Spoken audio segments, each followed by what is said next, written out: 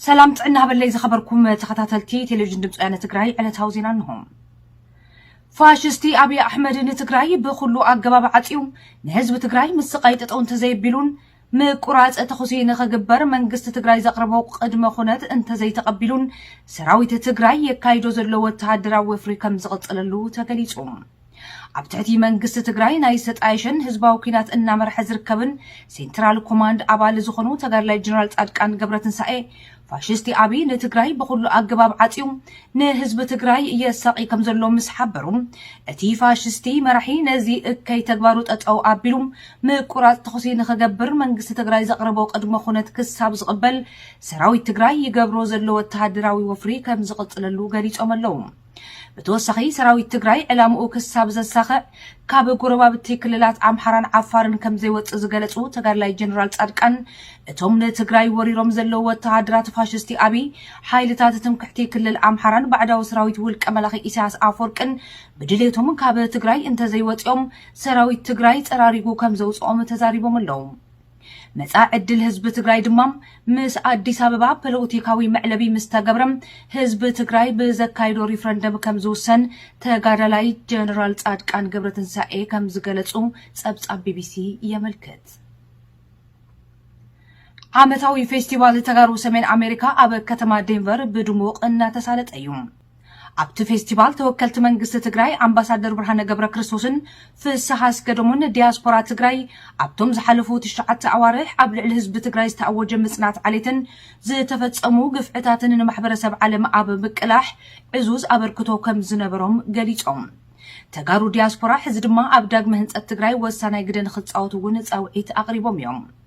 ኣብቲ ዋዕላ ዝተፈላለዩ ተጋሩ ምሁራት ብዛዕባ ሰላም ድሕንነትን ካልኦት ኣገደስቲ ቴማታትን ዝጠመቱ መጽናዕታዊ ጽሑፋት ከም ዘቕረቡ ካብቶም ተሳተፍቲ ድማ ሓሳባትን ርእይቶታትን ከም ዝተወሃበን ኣብኡ ኣደሪኹ ድማ ዓሚቕ ዘተ ከም ዝተኻየደን ተፈሊጡሎም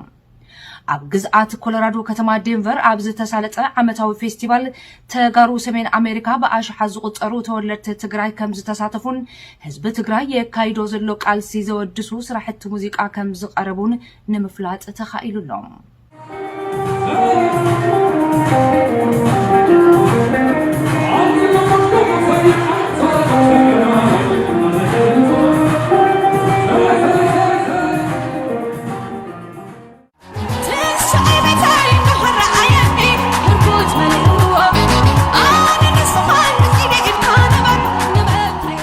أبزوانا ويتصنعين إلهم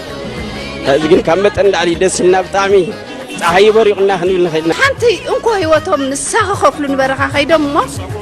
زم دكنا جانو تاريخ صريحهم كم الله سخلو كم بتند على تحبسنا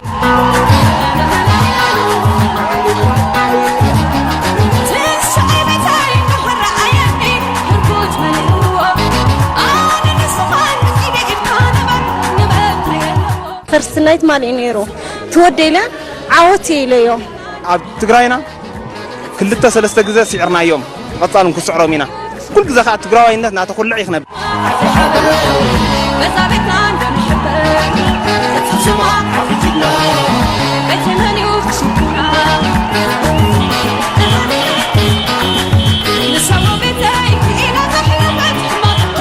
ناي قطر العجلات ناي توصل على النور صلاي إيه كندم سلسلة تلبسنا سيد كان هذه متصرع توابي سعره بجقنة البلد أنا نبعتها يبعث مثلا تلبس حيواتي أنا نبعتها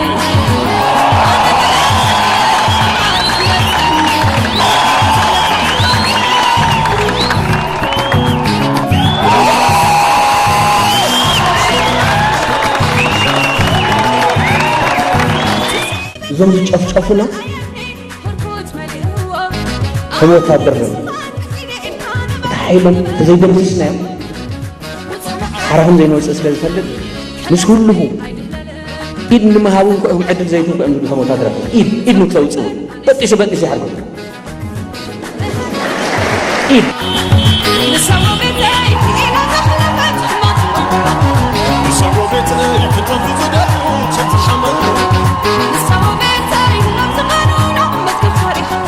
نساتهم نايبهم يقولوا أن إحنا أنا يبونا نقبر سرنا يا ولدنا أي تأمر سرحتي يوم تمدقنا تحلب صحيواتي صبت تقرأي حطاني زدل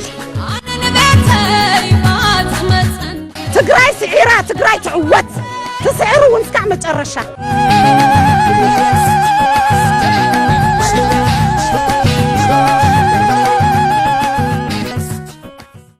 زيناتاتنا حزون النقص اليوم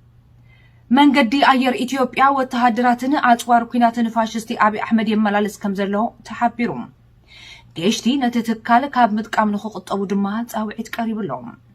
فاشستي أبي مسملا فنتو حيلتات تشاريخهم قابل عليه حزب تግራይ ورار كاب زفتم جميرهم من قد أير إثيوبيا وتهدراتنا أطوارات كيناتن ات فاشستاوي سرعات كملالس كمزصنحم زتفلالي وغنات كمزحبرو بادلير أون كانو زتبخال مربب حبريتا أفليطلهم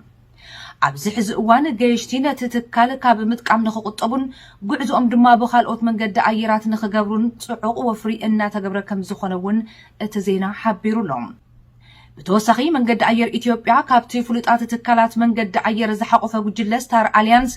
ኣባልነቱ ንኽስርዝ ወፍሪ እናተገብረ ከም ዝርከብ እቲ ሓበሬታ ኣመልኪቱሎም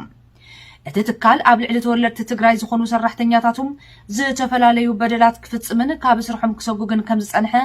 ደ ቴሌግራፍ ዝተባሃለ መራኸቢ ሓፋሽ እንግሊዝ ከም ዘቃልዐውን ዝዝከር እዩ ካብ ምስረታ ክሳብ ዕብየት መንገዲ ኣየር ኢትዮጵያ ተጋሩ ዕዙዝ ግደ ከም ዝተጻወቱ ዝፍለጥ ኮይኑ ብፍላይ ድማ ካብ ቀረባ ዓመታት ንድሓር ብኣቦ ወንበር ቦርድ እቲ መንገዲ ኣየር ዝነበሩ ስውእ ተጋርላይ ስዩም መስፍን ኣመራርሓ ተኣምራዊ ዝበሃል ዕብየት ካብ ምርኣይ ሓሊፉም ሎሚ ኣብ ኣፍሪካ እቲ ዝዓበየ ብዙሕ መኽሰብ ዝሓፍስን ቀዳማይ ትካል መጓዓዝያ ንምዃን ከም ዘብቅዐ ዝፍለጥ እዩ خبر وزبانا ورجع زي سكالو دموغي تاريخنا ودموغي حبرنا زي حاسس بزلولو حالواتنا دحننتنا بقلص امن فلسفنا زي